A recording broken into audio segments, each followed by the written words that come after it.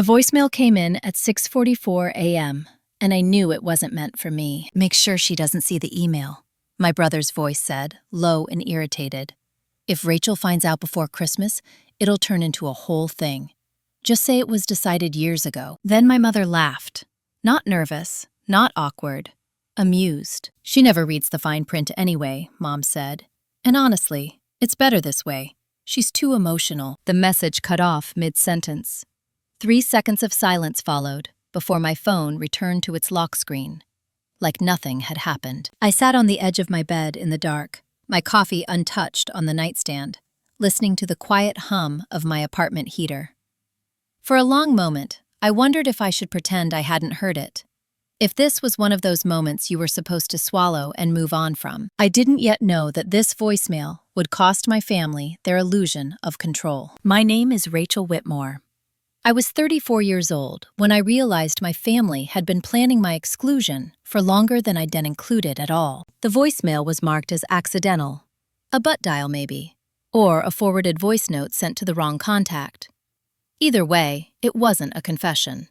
Not to them, but to me, it was confirmation. 2 weeks earlier, I'd been told I was overreacting for asking why my name wasn't on the draft agenda for our family business's annual shareholder meeting.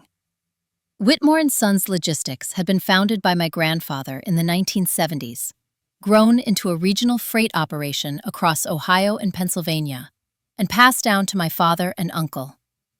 I'd worked there for 12 years, started in operations, moved into compliance, cleaned up messes no one wanted to touch. When Dad had his stroke 5 years ago, I moved back home, took on his workload quietly. No title change, no raise. Just responsibility. "You're reliable," my mother said then, squeezing my hand in the hospital hallway. "That's what matters. Reliable. Not powerful, not essential. Just there." My younger brother Evan was given a corner office 2 months after he joined. No experience, no certifications. But he had the right last name and the right confidence. "Rachel doesn't need the spotlight," Mom told people. "She prefers supporting roles." I never corrected her. The voicemail replayed in my head as I got dressed for work that morning. "Make sure she doesn't see the email. Better this way. Too emotional." I forwarded the message to my laptop and labeled the file 06-42 a.m. Then I showered, dressed, and drove to the office like it was any other Tuesday. At 9:15 a.m., the email arrived. Subject line: Whitmore Family Trust. Final review. Sender: Collins and Breyer LLP. Recipients: Diane Whitmore, Evan Whitmore, Mark Whitmore. Not me. I knew it was the email they were talking about because 5 minutes later, my mother appeared at my office door, smiling too brightly. "Morning, sweetheart," she said. "Busy?" I closed my spreadsheet slowly. I just got in. "Oh, good. I won't keep you." She leaned against the doorframe, casual. "Your father and I are meeting with the lawyers later. Estate housekeeping stuff. Boring. I didn't want to bother you." Estate. Lawyers. Trust. "Is something wrong?" I asked. She waved a hand. No, just planning ahead. You know how your dad likes things tidy." I nodded. I had always nodded. After she left, I pulled up the company's server logs. It took me less than 5 minutes to find the file she didn't want me to see. I'd set up the permissions myself years earlier. The trust document wasn't long. Plain language. Efficient. Brutal. Whitmore Family Trust, revised. Primary beneficiaries: Evan Whitmore, Mark Whitmore. Assets included: company shares, properties, liquid accounts. Contingency clause: Rachel Whitmore to receive a one-time distribution of $50,000 upon dissolution of trust, in lieu of equity or decision-making authority. In lieu. 12 years of work, 5 years of unpaid leadership, a lifetime of being reliable.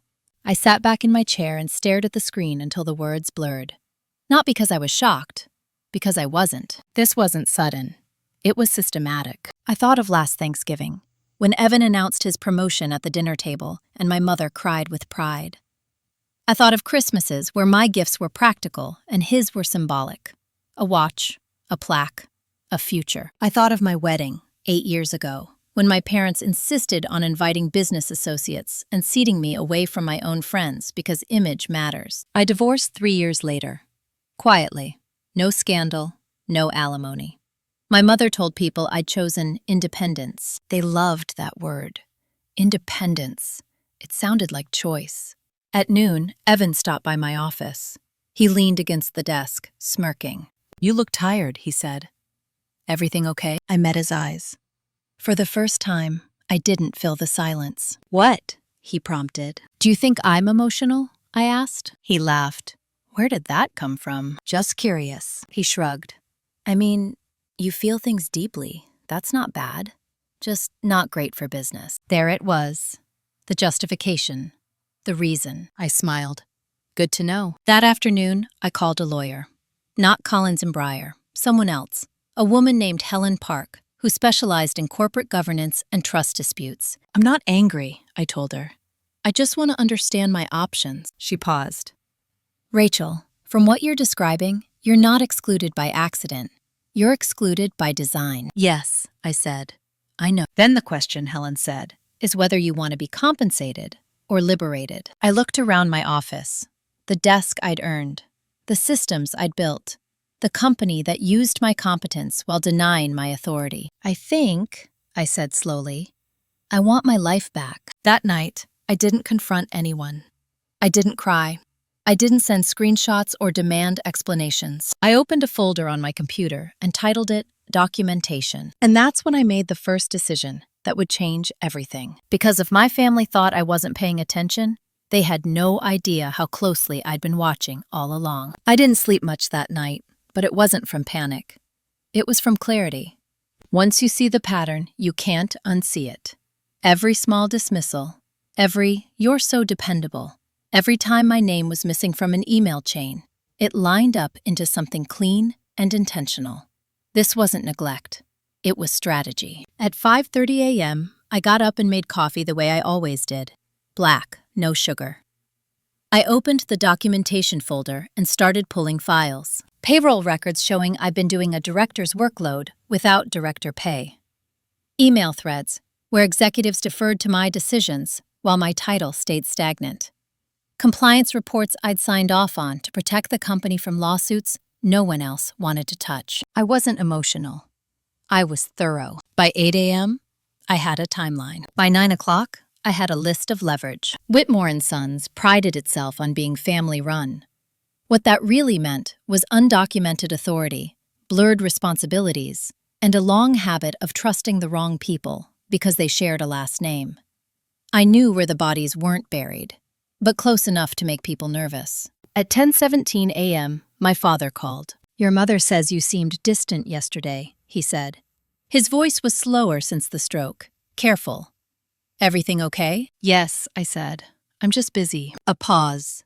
"You know you can talk to us." I almost laughed. Instead, I asked, "Did you already meet with the lawyers?" Another pause. Longer this time. "We're finalizing things," he said. "It's just planning, Rachel. Nothing to worry about." "Am I in the trust?" I asked calmly. Silence. That silence was my answer. "I see," I said. "Thanks for being honest." "Rachel," he started. "You have to understand." "I do," I said. "Better than you think." I hung up before he could finish. Not out of anger, out of discipline. I wasn't going to give him the satisfaction of justifying it. At lunch, I sat alone in my car and watched snow gather along the curb. Christmas decorations were already going up around town. Wreaths, lights, reindeer on lawns. It occurred to me then that I hadn't been invited to Christmas planning yet. No group text, no dinner coordination. Last year, they'd told me Christmas would be small. I wondered who it would be small without. That afternoon, Helen Park called back. "I reviewed what you sent," she said. "Rachel, you're not just an employee here. You're a keystone." "I know," I said. "They're excluding you from ownership while relying on you operationally. That's risky. For them." I leaned back in my chair. "What are my options?" "You can walk," she said. "Or you can force a renegotiation. But if you do that, you need to be prepared for backlash. Family backlash." "I've been dealing with that my whole life," I said. "Just never named it." "Then here's my advice," Helen said. "Don't confront, prepare. Let them underestimate you. They already were. 2 days later, Evan announced a mandatory management dinner. Family Leadership Alignment, he called it. Scheduled for Friday night at a steakhouse downtown. Expensive, public, performative. My mother texted me an hour later. You should come. It would mean a lot to your father. I replied with one word. Okay. Friday night, I wore a navy blazer and minimal makeup. Nothing dramatic. Nothing memorable. I arrived on time and let Evan seat himself at the head of the table, like he always did. He ordered wine for everyone without asking. So, he said once the menus were closed, big year coming up. Expansion.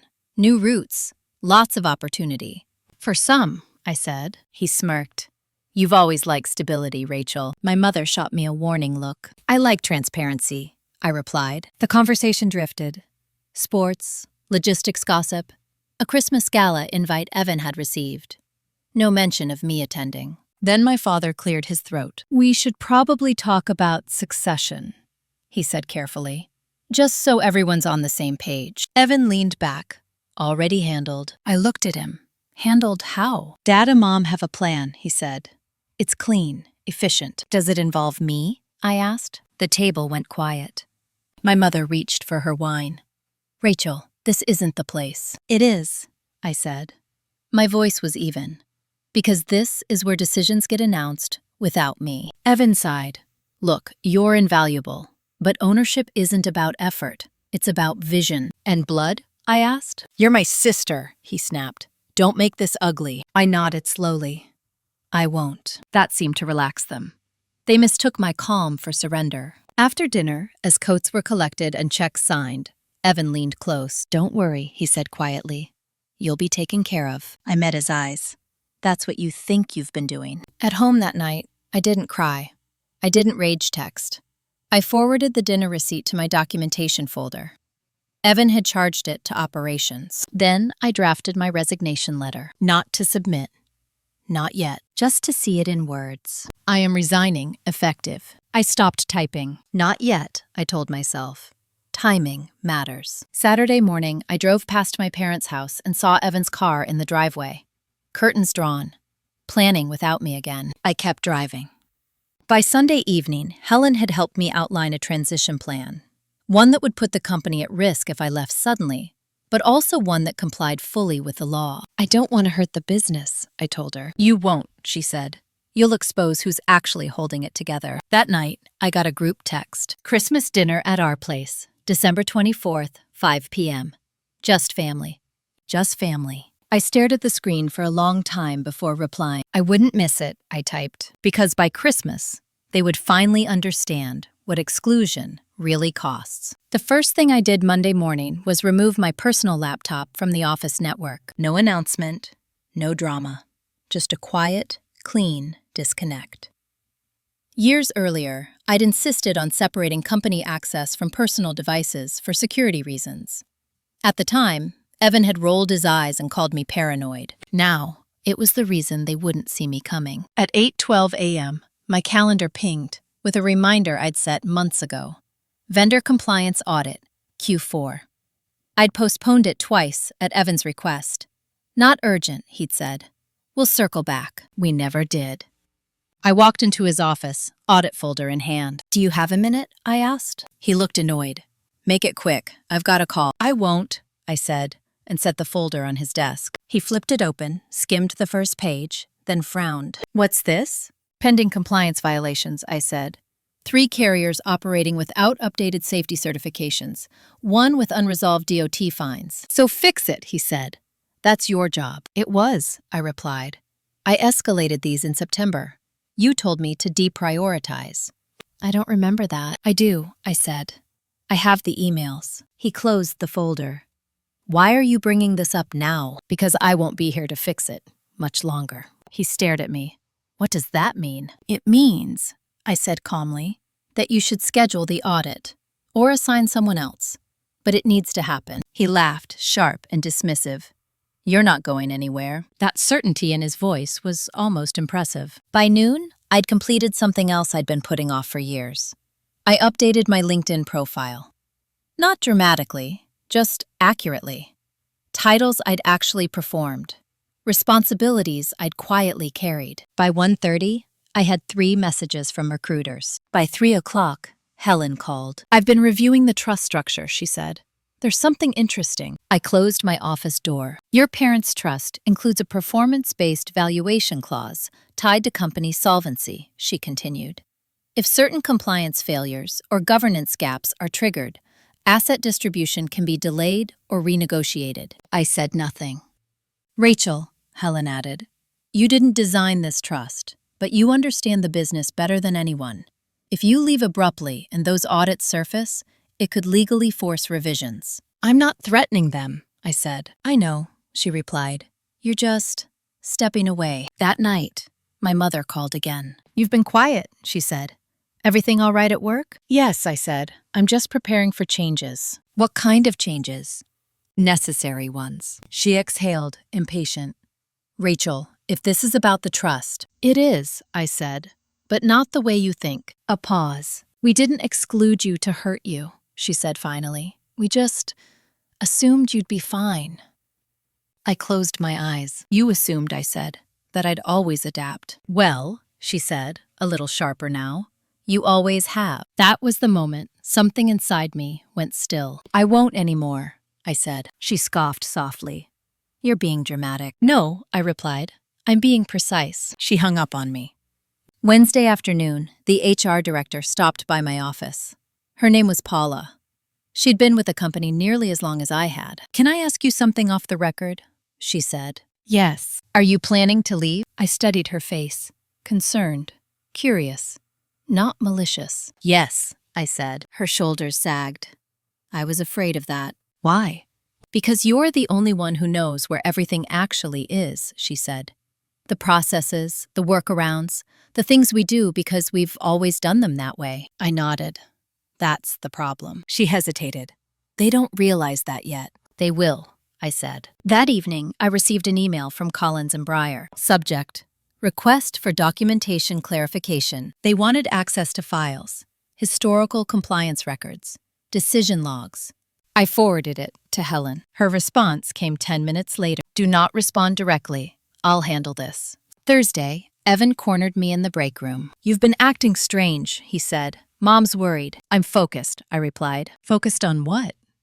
"Leaving things in order." He laughed. "You're not serious." I looked at him. "You've never taken me seriously. That's why this will hurt." His smile faded. "What did you mean by that?" "Nothing you need to worry about," I said, and walked past him. That night, I printed 2 documents, my resignation letter and a notice of intent to initiate an independent compliance audit. I didn't sign either, yet. Friday morning, snow fell hard and fast. The office was quiet. Evan was out. My parents were at a holiday charity brunch. I sat at my desk and looked around. 12 years reduced to a chair, a keyboard, and a file cabinet. At 11:47 a.m., Paula knocked. "They're asking where you are," she said softly. "Tell them I'm finishing something," I replied. At noon exactly, I sent an email. To Evan, to my parents, to Collins and Breyer, to the board. Subject: Notice of resignation and transition plan. The body was brief, professional, emotionless. Effective December 31st, I will be resigning from my position at Whitmore & Sons Logistics. Attached is a 90-day transition outline and documentation of all active compliance matters requiring immediate attention. I hit send. My phone rang instantly. I didn't answer. Instead, I packed my bag, turned off my computer, and walked out into the snow. Behind me, everything I'd been holding together began to loosen. And Christmas was still 2 weeks away. By the time I reached my car, I had 12 missed calls. 5 from Evan, 4 from my mother, 1 from my father. 2 from numbers I didn't recognize, but assumed belonged to Collins and Breyer. I didn't return any of them. I sat behind the wheel, engine off, watching snow pile against the windshield. My hands were steady. My breathing was normal. That surprised me. I'd always imagined this moment would feel dramatic, like jumping off a cliff. Instead, it felt like setting something heavy down. I drove home, put my coat on the chair, and made soup. The kind you let simmer without watching too closely. While it cooked, I opened my laptop and reviewed the transition outline I'd attached to the email. 90 days of documentation. No shortcuts. No emotional language. Just facts, dependencies, and timelines. At the bottom, I'd included a single line. All decisions deferred or overridden by executive leadership are logged in Appendix C. Appendix C was 37 pages long. At 3:14 p.m., Helen called. "You did it," she said. "Yes, good," she replied. "Because they're scrambling." She forwarded me an email chain. Evan demanding an emergency board meeting. My mother insisting this was a misunderstanding. Collins and Breyer asking whether I could be persuaded to reconsider. "They want you back," Helen said, quietly, without changing the trust. "I know. They don't realize yet," she added, "that your resignation triggers the audit clause." "When will they?" "Soon," she said. "The board can't ignore compliance gaps once they're formally disclosed. And you disclosed them." That night, my father came to my apartment. He looked smaller than I remembered. Older. His jacket hung loose on his shoulders. He stood in the doorway holding a grocery bag like a peace offering. "I brought dinner," he said. I stepped aside. We ate in silence at my small kitchen table. He kept glancing at me like he was waiting for me to say something first. Finally, he cleared his throat. "You blindsided us." "No," I said calmly. "I stopped protecting you from consequences." He winced. "That's not fair." "It's accurate." He set his fork down. "Your mother and I made decisions we thought were best." "For who?" I asked. "For the family." I nodded once. "Not for me." He rubbed his temple. "Rachel, you've always been strong, independent. We assumed you didn't need ownership," I finished. "Voice, security." He didn't answer. "I needed what you gave Evan," I said. "You just decided I didn't deserve it." "That's not true." "Then why wasn't I included?" I asked. "Why was the trust hidden from me?" He looked away. "Because you would have asked questions," he said quietly. "Yes," I replied. "I would have." He reached across the table, tentative. "You don't have to leave the company. We can fix this." I pulled my hand back. "I already did." His eyes filled. "You're tearing this family apart." I shook my head. "I'm stepping out of something that was already broken." When he left, he hugged me longer than necessary, like someone memorizing a shape. Saturday morning, the first article appeared. Not about me, about Whitmore and Sons. Regional logistics firm faces internal compliance review. No names, no accusations, just questions. By noon, Evan texted, "We need to talk. Now." I replied with a single line, "Please coordinate through counsel." His response came fast. "You're doing this on purpose." I stared at the screen. "Yes," I typed. "Just not the way you think." Sunday brought snow and silence. No calls, no texts. The quiet was different now. Not abandonment, distance. On Monday, Helen sent me a draft letter from Collins and Breyer. They were requesting a delay in my resignation, proposing a temporary advisory role, offering compensation. Still no mention of the trust. "They want your labor without your leverage," Helen said. Again. "Decline," I replied. She did. Tuesday afternoon, I ran into Paula at a coffee shop. "They're panicking," she said softly after we hugged. "Evan tried to lead a compliance meeting. It didn't go well." I smiled faintly. "I hope he's learning." She hesitated. "You know they're saying you're unstable." "Of course they are. They told the board you're acting out because of the divorce." I laughed once. Short, sharp. "That was 3 years ago." "I know," Paula said.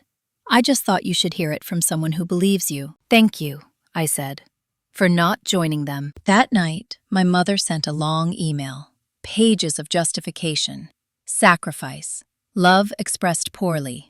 Fear of losing control. Fear of Evan failing.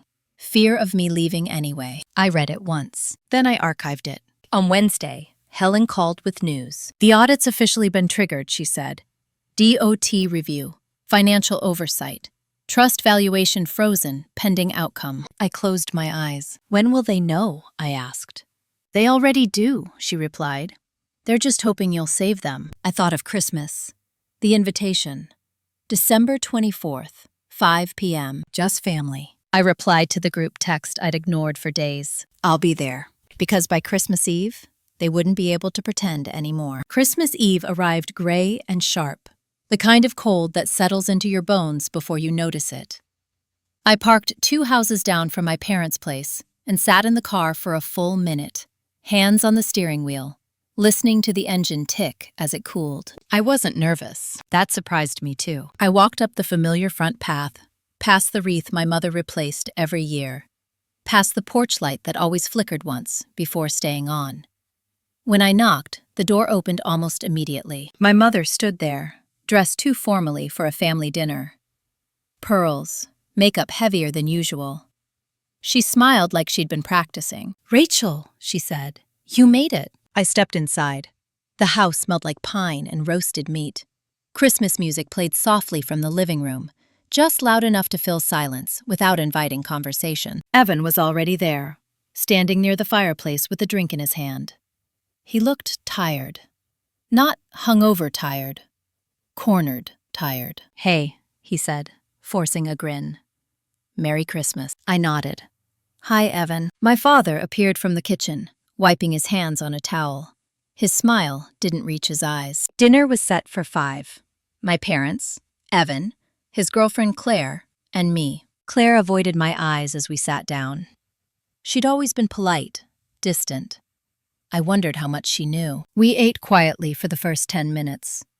My mother filled the space with commentary about recipes and weather and how early the snow had come this year.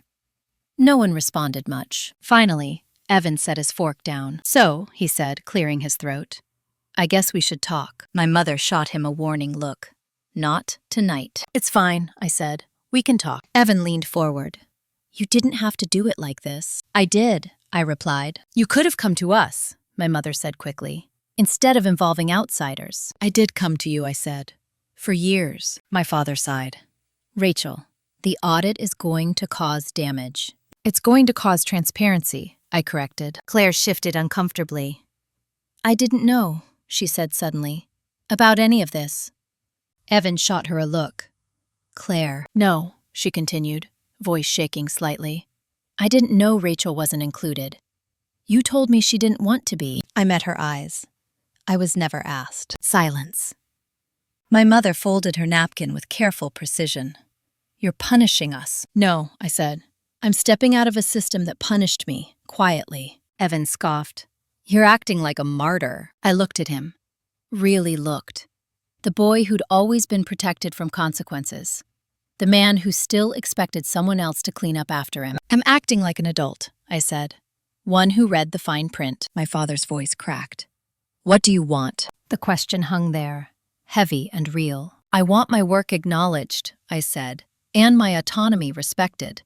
I want my life to stop being managed without my consent." "And if we can't give you that?" my mother asked. "Then nothing changes," I replied. "Except I won't be here." Evan pushed his chair back. "This is unbelievable." "You believed it when it benefited you," I said calmly. He stood. "You're destroying Dad's legacy." I stood too, not to argue, just to end it. "I'm not destroying anything," I said. "I'm letting it stand on its own." My mother's eyes filled with tears. "You're choosing pride over family." I shook my head. "I'm choosing dignity over access." I picked up my coat. My father looked at me like he wanted to say something important, something that might still matter. But the moment passed. At the door, my mother said, "You're welcome here, you know." I paused. "I know, but welcome isn't the same as included." Outside, the air was cold and clean. I breathed deeply. Once, then again. On the drive home, my phone buzzed. A text from Helen. "Board meeting scheduled for December 28th. They want you present. Observer status." I replied, "I'll attend." Christmas morning, I woke to sunlight and silence. No obligations. No tension. Just coffee and the sound of snowplows in the distance. At noon, another message came in. From Paula. Evan tried to cancel the audit. Board denied it. I smiled. That afternoon, I opened a new document. Future. It was blank, but for the first time, it felt like mine. The boardroom smelled like stale coffee and panic. That was the first thing I noticed when I walked in on December 28th. The second was how quickly the conversation stopped when they saw me. Chairs shifted. Papers were straightened. Evan looked down at his phone like he'd suddenly remembered something urgent there. I took the seat Helen had reserved for me at the far end of the table. Observer status. No vote, no mic. It didn't matter. I didn't come to speak. I came to watch. The board chair, a retired manufacturing executive named Douglas Myers, cleared his throat. Let's come to order. Evan jumped in immediately. Too quickly. Before we begin, I just want to clarify that Rachel's resignation was unexpected. We're still evaluating the impact. Douglas raised an eyebrow. We're well past evaluating, Evan. The audit notice is formal. That's impact. My mother sat rigid beside my father, hands folded, eyes straight ahead. She hadn't looked at me yet. The compliance officer from the external firm joined via video. Neutral tone, measured language, no emotion. That was the worst part for them. There was no villain to fight. We've identified several areas of concern, the officer said. Deferred audits, undocumented overrides, and operational dependencies concentrated in a single individual. His eyes flicked briefly toward me on the screen. Which individual? Douglas asked, though he already knew. Ms. Whitmore, the officer replied. Rachel. Evan laughed nervously. Well, that's because she insisted on handling everything herself. I didn't react. With respect, the officer continued. The documentation suggests otherwise. Multiple escalation attempts were overridden by executive leadership. Douglas turned to Evan. Is that accurate? Evan opened his mouth, then closed it. My father spoke up. Rachel has always been very capable. We trusted her judgment. The officer nodded. Which is precisely the issue. The company relied on her judgment without granting her authority or redundancy. That creates operational risk. Risk. The word landed hard. For the record, Douglas said, Ms. Whitmore submitted a transition plan with full disclosure. That's not the action of someone trying to sabotage a business. My mother finally looked at me. Her expression wasn't anger. It was something closer to fear. The meeting went on for 2 hours. Recommendations, deadlines, temporary controls. The trust valuation freeze was confirmed. No distributions, no restructuring until the audit concluded. When it ended, people stood slowly, like they weren't sure what direction to move in next. Evan approached me near the door. You enjoyed that, he said under his breath. No, I replied. I endured it. You could still fix this, he said. Come back, even temporarily. On what? He hesitated. We'll talk. That's what you always say, I said, and nothing ever changes. He clenched his jaw. You think you've won. I looked at him steadily. This was never about winning. Then I walked out. That afternoon, Helen and I met at her office. They're cornered, she said. But cornered people can be dangerous. I'm not afraid of them, I replied. I know, she said.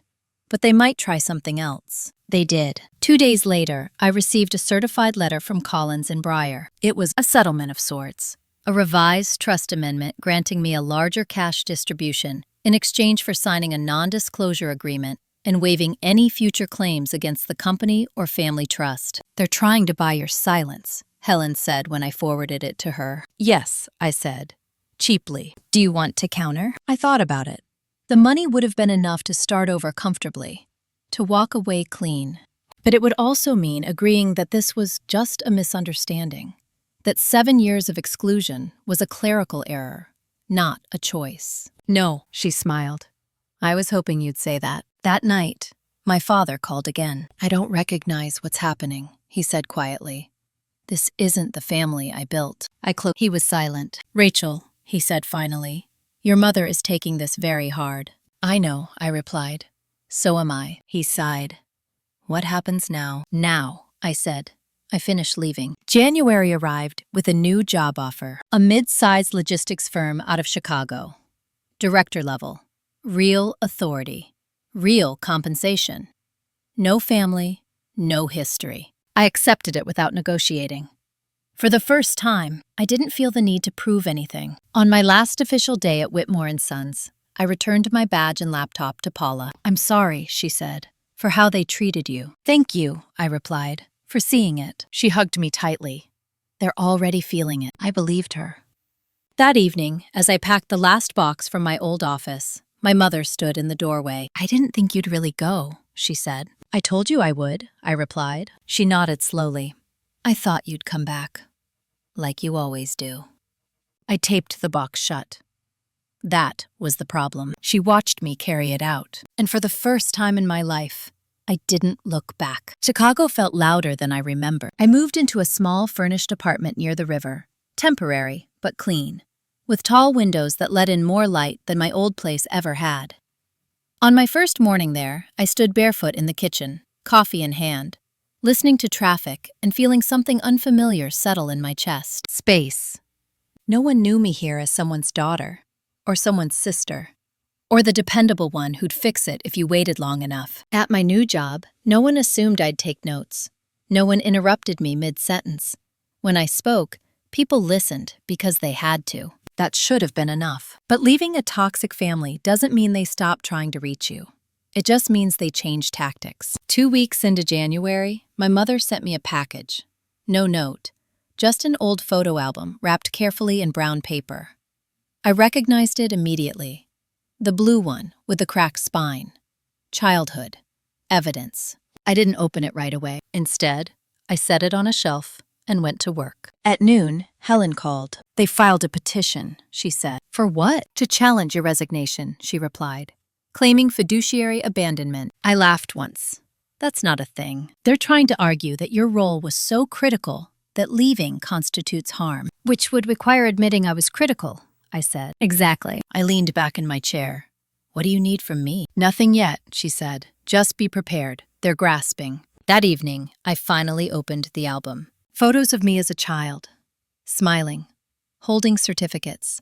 Standing just slightly off-center in group shots. Always there. Never centered. At the back was a folded note in my mother's handwriting. I did the best I could. I stared at it for a long time. Intent doesn't erase impact. February brought snowstorms and silence. No calls, no texts.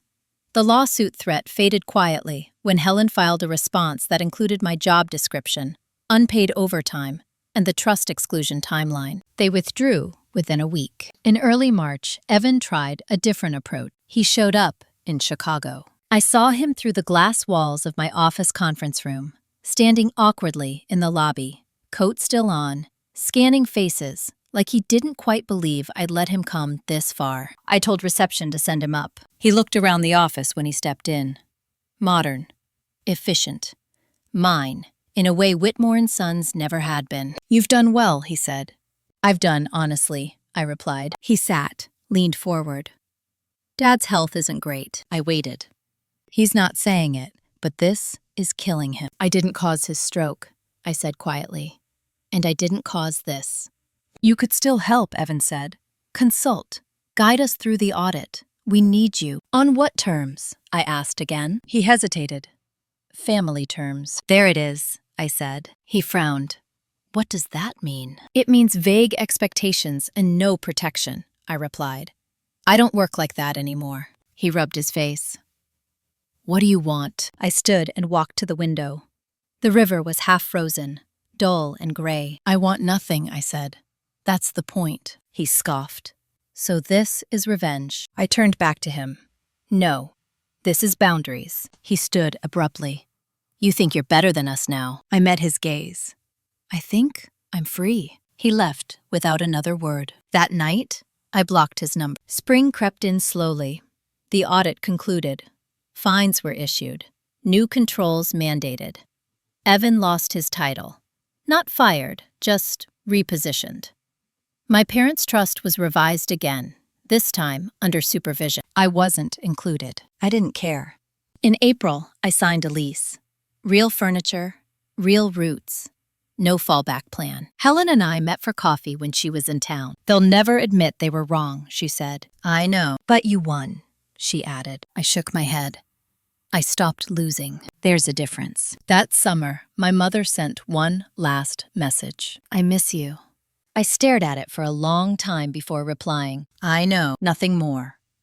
Because love without respect is just control wearing a softer face. And I was done mistaking one for the other. The first time I felt lonely after leaving wasn't during a holiday or a birthday. It was a Tuesday night in late April, standing in the cereal aisle of a grocery store, staring at two nearly identical boxes and realizing no one was going to text me asking which one I preferred. No one expected me to show up. No one needed me to smooth something over. Freedom has a quiet edge to it. I bought both boxes and went home. That night, I dreamed about the old house. Not the fights, not the boardroom, just the kitchen at dawn. My mother's back turned, the sound of coffee brewing. In the dream, I stood in the doorway waiting for her to notice me. She didn't. I woke up calm but alert, like my body had finished processing something my mind already knew. 2 days later, the email arrived. Subject: Estate Clarification, Personal. Sender: Collins and Breyer LLP. This one did include me. I forwarded it to Helen without opening it. Her response came quickly. Open it, but don't reply. The email was careful, polished, neutral to the point of cold. Due to recent revisions in the Whitmore Family Trust, we are reaching out to confirm your position regarding potential contingent beneficiary status, should certain conditions be met in the future. Contingent. They still couldn't say my name without a qualifier. Helen called a few minutes later. They're hedging. For what? For regret, she said. They're realizing something else. What? That you're no longer available to fix things. I smiled faintly. That took them long enough. They want to know, Helen continued, if you'd be open to future discussions. I looked around my apartment, the plants I'd somehow kept alive, the framed photo of the river at sunset, my calendar full of meetings and dinners I'd chosen. No, I said, but thank you. She laughed softly. I'll draft the response. In May, my father was hospitalized again. This time, my mother didn't call. I heard through Paula, who still checked in occasionally. She didn't give details. She didn't have to. I sat with the information for a full day before deciding what to do. Then, I sent a single card. Thinking of you. I hope you're comfortable. No signature flourish. No reopening doors. Just acknowledgement. That was my boundary now. I could be humane without being accessible. At work, things accelerated. I was asked to lead a cross-regional integration project. Big budget, tight timeline, real authority. The first time a junior manager asked me, "What do you want to do?" without checking anyone else's approval, something in me settled. This is what respect feels like, I thought. It's quiet. It doesn't beg. In early June, Evan emailed me from a new address. Subject: Just trying to be honest. I almost deleted it. Instead, I read it once. He wrote about pressure, about being unprepared, about feeling like he was drowning without knowing how to swim, about how losing his title had forced him to reflect. He didn't apologize, he explained. That told me everything I needed to know. I didn't reply. A week later, I heard through Helen that my parents were selling one of the smaller properties to cover penalties and restructuring costs. The house I'd grown up in would stay. Everything else was being scaled back. Downsizing, they called it. I called it consequence. On the first truly warm evening of summer, I sat on my balcony, watching the city shift from day to night. Sirens in the distance. Laughter from somewhere below. I thought about how long I'd believed that loyalty meant endurance, that love meant staying, even when staying erased you. I'd been wrong. Loyalty without reciprocity is just self-neglect. Love without accountability is control. And family, I'd learned, isn't who claims you when it's convenient. It's who respects your no. My phone buzzed. A text from an unknown number. It was my mother. I don't know how to talk to you anymore. I stared at the screen. Then I typed back. You never really did. I didn't feel cruel sending it. I felt accurate. That night, I slept deeply. No dreams, no ghosts, just rest. And for the first time since I'd left, I realized something else. I wasn't rebuilding. I was building for the first time. By July, the heat in Chicago stopped apologizing. It pressed in from every direction, heavy and unapologetic, the kind of heat that forces you to slow down or break. I found I didn't mind it. It matched how I felt inside. No more bracing. No more pretending things were manageable when they weren't. One afternoon, while reviewing a contract revision at my desk, my assistant knocked lightly and stepped in. "There's a call for you," she said, "from Ohio. He says it's personal." I didn't have to ask who. "Put it through," I said. My father's voice sounded weaker than the last time I'd heard it.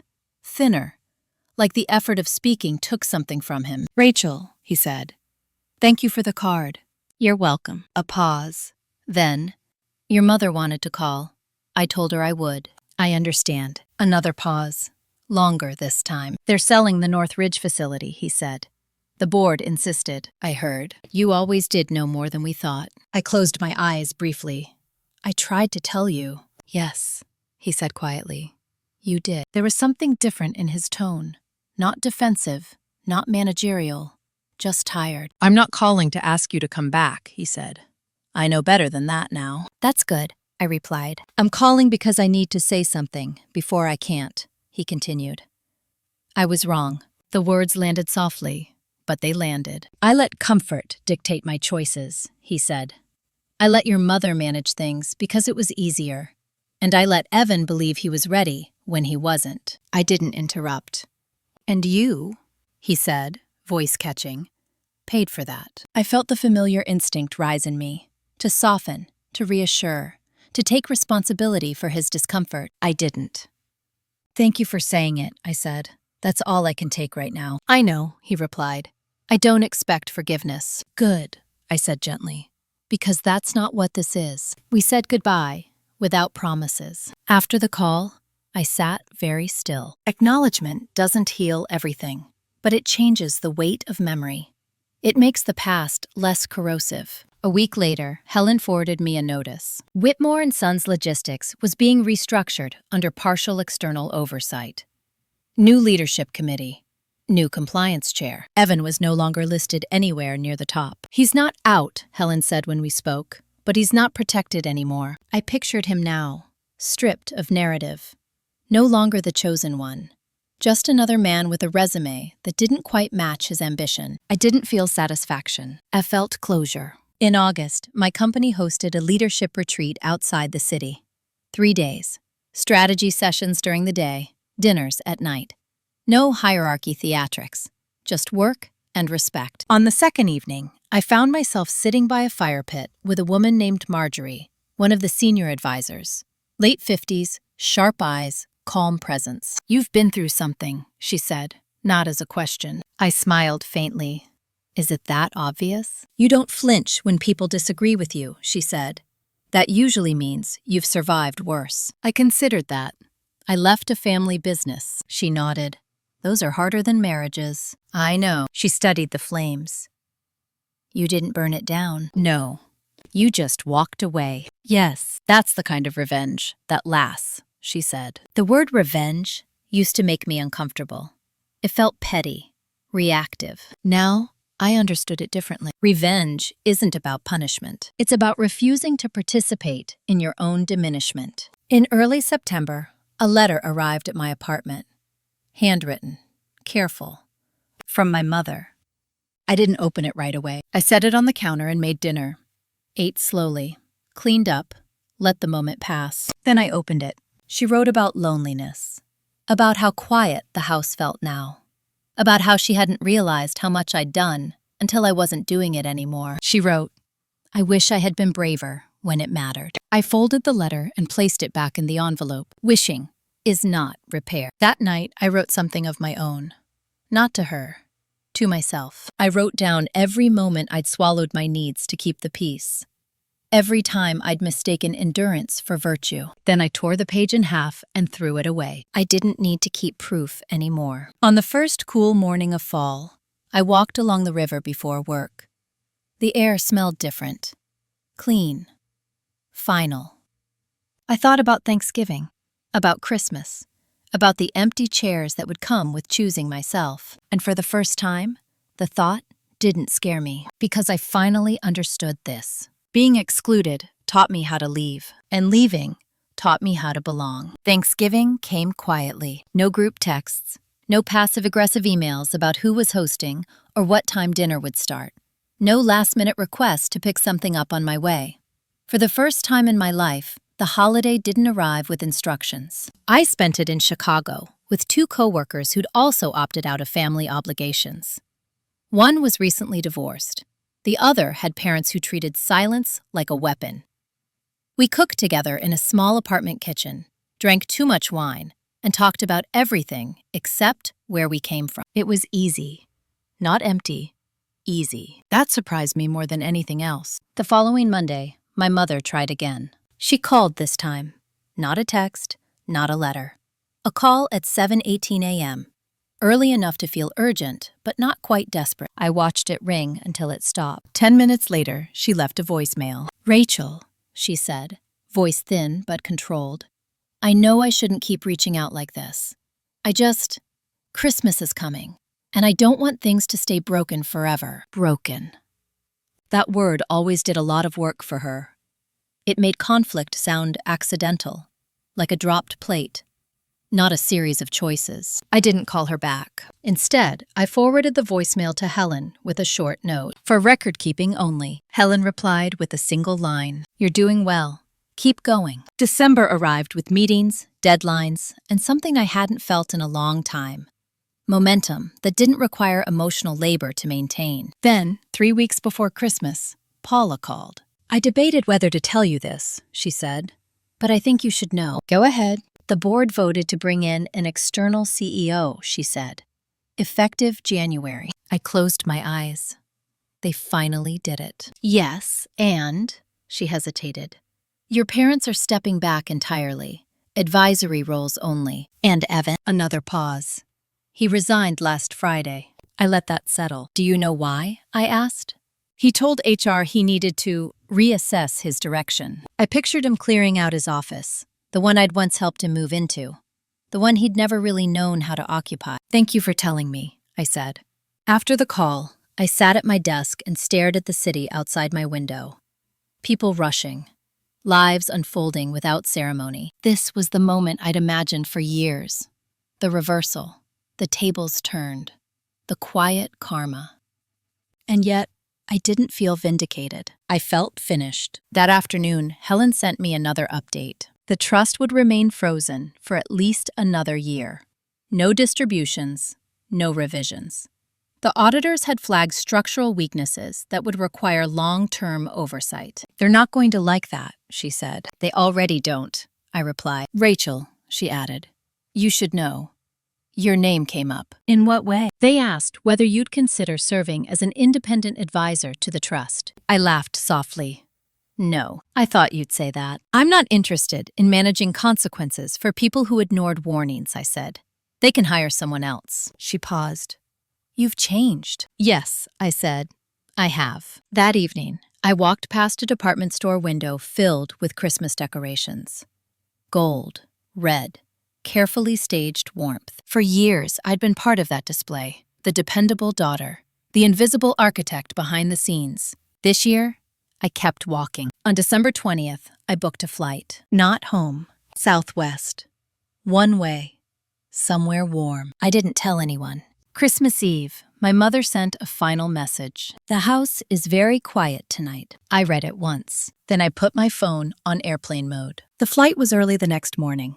As the plane lifted off, I looked down at the city shrinking beneath the clouds and felt something loosen that I hadn't realized I was still holding. Later that day, sitting on a balcony overlooking the ocean, I thought about all the versions of myself I'd been taught to perform. The fixer, the reasonable one, the strong one who didn't need much. They had all been useful until they weren't. I opened my laptop and wrote a single sentence in a blank document. "I am not responsible for maintaining systems that erase me." Then I closed it. Because some truths don't need to be revisited once they're understood. Christmas night, as the sun set over water instead of snow, I realized something else. The most powerful moment in this entire story wasn't the audit or the resignation or even the boardroom collapse. It was the moment I stopped waiting for permission to leave. And once you do that, there's no going back. I came back from the trip lighter, but not naive. Freedom doesn't erase history. It just changes how much space it takes up in your life. January in Chicago was sharp and bright, the kind of cold that wakes you up fast. On my first day back at work, I was promoted in everything but name. More authority, fewer approvals. People stopped double-checking my decisions. One morning, during a quarterly planning meeting, the CEO turned to me and said, "Rachel, make the call." No one questioned it. That should have felt triumphant. Instead, it felt normal, like something finally settling into its proper place. 2 weeks later, Helen called with a tone I recognized immediately. Not urgent, measured. Significant. They're selling the company, she said. I closed my office door. Whitmore and Sons? I asked. Yes, she replied. Partial sale. Majority stake to a national logistics group. Your parents signed the letter of intent yesterday. I let out a slow breath. So that's it. Essentially, she said. The family business is becoming just a business. I pictured the company logo on the building I'd passed 1,000 times. The name my grandfather had painted by hand. The myth of legacy that had justified so much silence. What happens to them, I asked. Your parents will be comfortable, Helen said, not powerful. Evan's severance is modest. He's not part of the acquisition. Do they blame me? I asked, already knowing the answer. Yes, she said simply. But that was always going to be true. After the call, I didn't sit with the news long. I didn't spiral or revisit old conversations. I stood up, walked to the window, and watched the city move. That chapter was closing whether I looked at it or not. Later that week, a man I didn't recognize approached me after work as I was locking up my bike. Rachel Whitmore? He asked. Yes, I'm Daniel Price, he said. I work with the acquiring firm. I waited. I just wanted to say, he continued. We reviewed internal records during due diligence. Your name came up a lot. I raised an eyebrow. In what context? He smiled slightly. The person who kept the company compliant long enough to sell. I nodded once. That sounds accurate. He hesitated. They didn't deserve you. I know, I said. He looked relieved, like he'd been holding that thought in. That night, I received a message from an unfamiliar email address. Subject: I don't know who else to say this to. It was from Evan. He wrote about the sale, about losing the only identity he'd been groomed for, about how empty things felt now that there was nothing left to defend. He wrote, I thought I was winning. I didn't realize I was being carried. He asked if we could talk, not to fix anything, just to talk. I didn't respond right away. I sat with it for 2 days. Then I replied with one sentence. I hope you learn who you are without needing someone else to hold you up. That was all. In early February, my father passed quietly in his sleep. My mother called this time, not to manage, not to negotiate, just to inform. He would have wanted you to know, she said. I know, I replied. The funeral was small, smaller than Grandpa's. The sale had changed the guest list. I attended, sat in the back. No speeches, no confrontations, just presence. My mother didn't approach me afterward. She nodded once from across the room. I nodded back. That was enough. Grief has a way of clarifying things. It strips away the performances that power once required. After the service, I walked alone through the parking lot and felt something unexpected. Peace. Not forgiveness. Not reconciliation. Just peace. On my birthday that year, I didn't receive a call from home. I received one from Helen. I wanted to tell you, she said. The trust is being dissolved as part of the sale. And? I asked. And your contingent distribution was released, she said. It's significant. I closed my eyes. I don't need it. I know, she said gently. But you earned it anyway. I donated most of it, quietly. Scholarships, legal aid, a women's leadership fund. Money can be power, or it can be punctuation. I chose the latter. That night, I sat alone with a slice of cake and a glass of wine, looking out over the city lights. I wasn't celebrated. I wasn't centered. I was complete. And that was more than I'd ever been allowed to be before. I didn't wake up one morning and feel healed. There was no finish line, no sudden sense that everything had resolved itself neatly.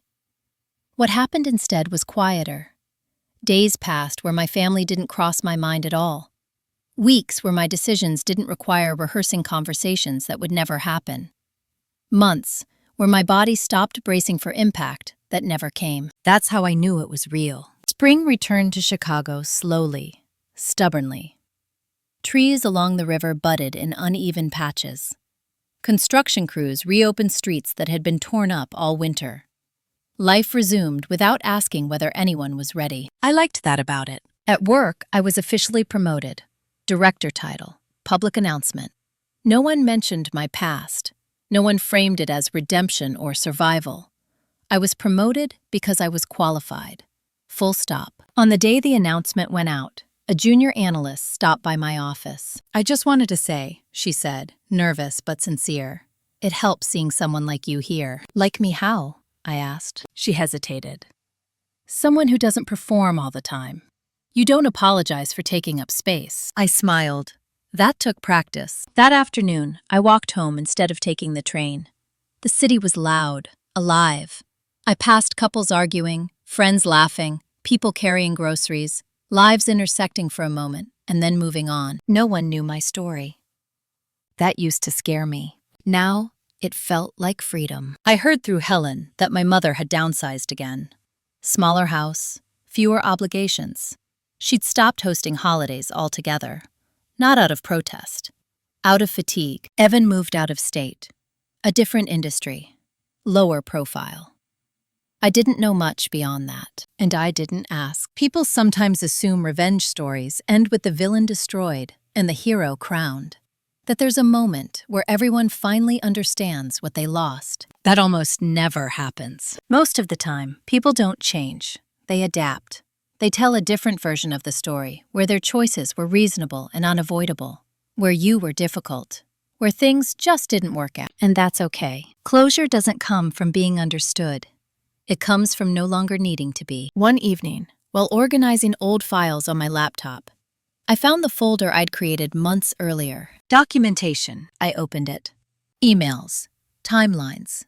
Proof. For a moment, I considered deleting it, burning the bridge completely, but I didn't. I archived it instead, not because I needed it, but because I earned the right to remember accurately. Memory is not bitterness. It's orientation. On the first anniversary of my resignation, I took the day off work. No trip, no celebration, just a quiet morning. I sat in a cafe with a notebook and wrote down what I'd learned. Not advice, not rules, just truths I'd paid for. That love without respect will always ask you to disappear politely. That being the strong one is often a role assigned to whoever can be exploited longest. That silence is not peace if it costs you your voice. And that choosing yourself doesn't require permission, consensus, or applause. I closed the notebook and left it on the table when I walked out. Someone else could use it. That night, I stood on my balcony again. The same one where months earlier I'd watched the city and wondered who I was becoming. Now I knew. I was someone who didn't beg for inclusion. Someone who didn't trade dignity for proximity. Someone who understood that family can be a bond, but it can also be a system. And not every system deserves your loyalty. I didn't win anything back. I reclaimed myself. If you're listening to this and something in it feels uncomfortably familiar, I want you to hear this clearly. You are not selfish for wanting clarity. You are not dramatic for naming patterns. And you are not cruel for walking away from people who benefit from your silence. Boundaries aren't punishment. They're information. They tell others what access costs. And they tell you who respects it. I didn't lose my family. I lost the role they assigned me. And in return, I gained a life that finally belongs to me. If this story resonated with you, if you've ever been excluded, controlled, or quietly erased by the people who were supposed to love you, you're not alone. Share your thoughts in the comments. Let others see themselves too. And if you want more stories like this, stories about justice, boundaries, and the quiet kind of revenge that actually lasts, subscribe. Sometimes the most powerful payback isn't confrontation. It's living well without them.